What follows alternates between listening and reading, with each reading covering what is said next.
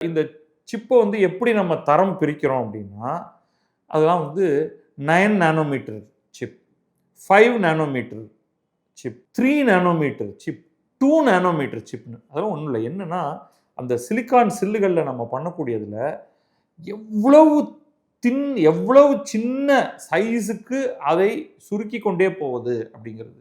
நீங்க சின்னதா சுருக்க, சுருக்க, சுருக்க ஒரு குறிப்பிட்ட பரப்புக்குள்ள ஏகப்பட்ட டிரான்சிஸ்டர்ஸ வந்து உங்களால வைக்க முடியும். அப்போ உங்களுடைய சர்க்யூட் வந்து ரொம்ப காம்ப்ளெக்ஸ் ஆகும்.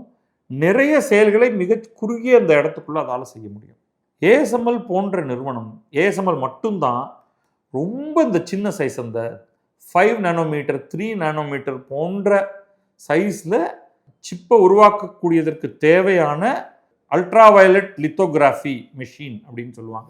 அந்த லித்தோகிராஃபி மெஷினை உருவாக்கக்கூடிய ஒரே நிறுவனம் இப்பொழுதைக்கு உலகத்துல. நாளைக்கு இன்னொருத்தன் கண்டுபிடிப்பான், அது பிரச்சனை இல்லை. ஆனா இன்றைக்கு அவங்க தான் வந்து அந்த ஒரே ஒரு லெவல்ல இருக்காங்க.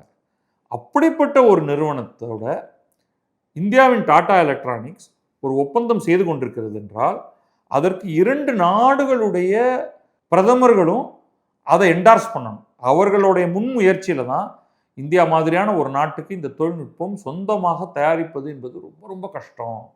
அப்போ இதற்கு தேவையான தொழில்நுட்பத்தை நாம் வந்து ஏஎஸ்எம்எல்லும் டாடா எலக்ட்ரானிக்ஸும் சேர்ந்து செய்யட்டும் அப்படின்னு.